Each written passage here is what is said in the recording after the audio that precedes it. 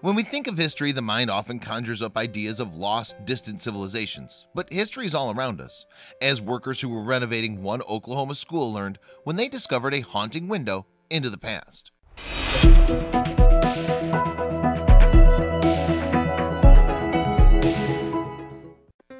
It was time for Oklahoma City's Emerson High School to undergo renovations. With students gone for the summer, the school hired contractors who would, among other tasks, replace the old blackboards with whiteboards and smartboards. The school had seen numerous restorations and repairs since its construction in 1895, and there was no indication that this one would be any different. The workers themselves certainly had no idea what historical treasures awaited them. When they began taking down the old chalkboards, however, what they discovered was startling. There was something behind the boards that had been hidden away for many years. It was another set of blackboards, still covered in writing and drawings made with chalk. The workers could have taken down the boards to be disposed of as garbage, but it was immediately clear that they were of some importance. What was really haunting was the board's amazing state of preservation. It looked like the chalk could have been used only a few days ago, still vibrant with color. But the chalkboards must have been a few decades old at the very least. As it turned out, the boards were almost a century old. The writing on the boards revealed two dates, November 30th, 1917 and December 4th, 1917. The same year the United States entered World War I against Germany, when Woodrow Wilson was president. The chalkboards offer a surprisingly detailed glimpse at a time long gone, with writing and drawings made by both students and their teachers. As Sherry Kishore, the school's principal, remarked, "It's like I walked into a time capsule." And while the pictures and writing might look peculiar to young people, for older folks they are a reminder of their youth. When Kishore showed the boards to her 85-year-old mother, she was moved to tears. She said it was exactly like her classroom was when she was going to school. Perhaps the most mysterious picture on the boards was a multiplication wheel that stumped observers. The diagram was clearly a way of teaching math, but how exactly it was used isn't clear. Meanwhile, the writing featured on the boards fascinated the school's teachers, not just because of its content, but also because of its style. The penmanship is interesting because of its masterful use of cursive, which has been steadily disappearing from schools over recent decades.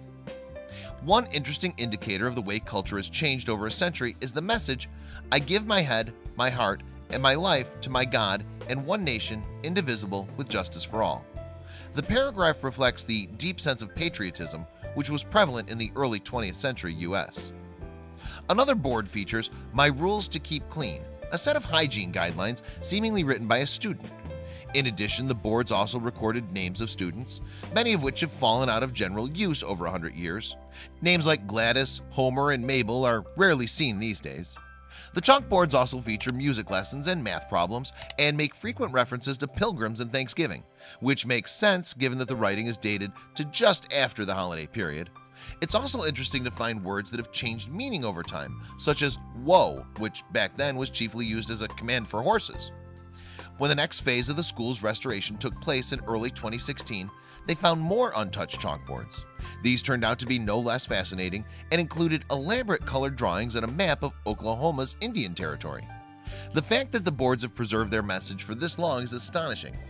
As noted by Jeff Briley, a member of Oklahoma's Historical Society, chalk on a blackboard is not meant as a permanent media at all. Perhaps the biggest question surrounding the discovery is who orchestrated the preservation. It's possible that the information on the boards was intentionally left up by the school's janitor, who left a sign reading, "We this day give this room slate blackboards," signed with his name and the date.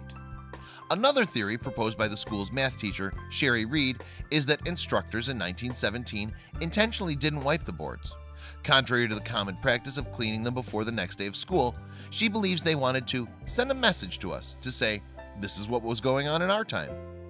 Whatever the case, the chalkboards are a colorful window to the past, and the teachers hope to preserve them for future students.